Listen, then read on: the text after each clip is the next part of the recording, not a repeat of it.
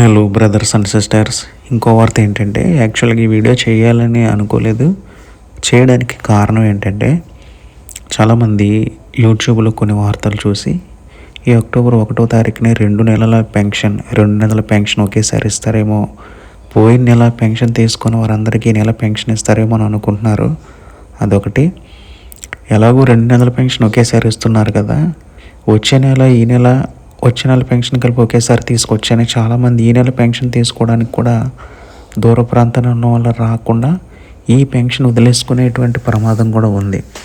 కాబట్టి నేను చెప్పేది ఏంటంటే, పోయిన నెల పెన్షన్ తీసుకునే వాళ్ళకి ఈ నెల పెన్షన్ ఇవ్వరు. ఈ నెల పెన్షన్ ఎవరైనా తీసుకోకపోతే వారికి వచ్చే నెలతో కలిపి ఈ నెల పెన్షన్ కూడా ఇవ్వరు. కానీ మరి 2 నెలల పెన్షన్ ఎవరికి ఇస్తారు అంటే, వరద ప్రభావిత ప్రాంతాల్లో, మీకు తెలుసు కదా, విజయవాడ పరిసర ప్రాంతాల్లో మన ఆంధ్రప్రదేశ్లో వరద ప్రభావానికి లోనైపోయి ఇళ్లలో ఉండడానికి అవకాశం లేక ఇల్లు మునిగిపోయి వాళ్ళు చాలామంది వేరే ప్రాంతానికి వెళ్ళిపోయి అక్కడ నివాసం ఉన్నారు.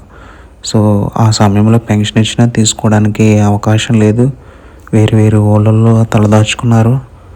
అక్కడ ఉండడానికి అవకాశం లేక సచివాలయ సిబ్బంది ఎలాగోలా రిస్క్ చేసి ఇద్దామన్నా కూడా ఇళ్లలో నివాసం ఉండే పరిస్థితి లేదు కదా. అలాంటి వారికి ప్రకృతి వైపరీత్యం వల్ల వారికి నష్టం కలిగింది. వారు స్వయంగా వారి తప్పిదం వల్ల పెన్షన్ తీసుకోవడం మానలేదు. కాబట్టి వారిపైన ఆంధ్రప్రదేశ్ ప్రభుత్వం దయ చూపి పోయిన నెల పెన్షన్ ఈ నెల పెన్షన్ కలిపి ఒకేసారి ఇవ్వడానికి ప్రకటన చేశారు. వారికి వరద ప్రభావిత ప్రాంతాల్లో ఉన్నవారికి మాత్రమే తప్ప అందరికీ కూడా పోయిన నెల పెన్షన్ తీసుకున్న వాళ్ళందరికీ కూడా ఈ నెల ఇస్తారనేది అది తప్పుడు సమాచారం. కాబట్టి పోయిన నెల పెన్షన్ తీసుకున్న వాళ్ళు ఈ నెల పెన్షన్ కల్పించేస్తారు అనే ఆశగా ఉండొద్దు.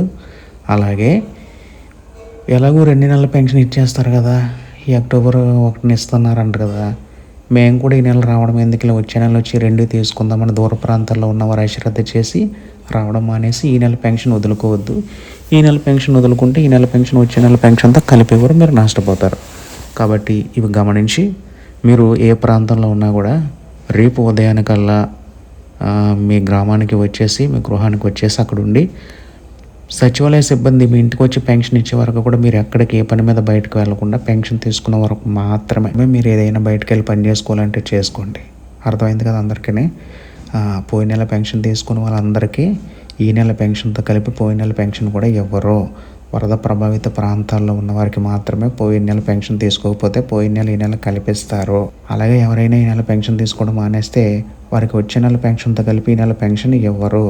కాబట్టి ఈ విషయాన్ని గమనించి ప్రతి ఒక్కరూ కూడా రేపు ఉదయం లోపే, ఈ రాత్రికి చాలామంది చేరే ఉంటారు దూర ప్రాంతాల్లో ఉన్నవారు తమ స్వగృహానికి.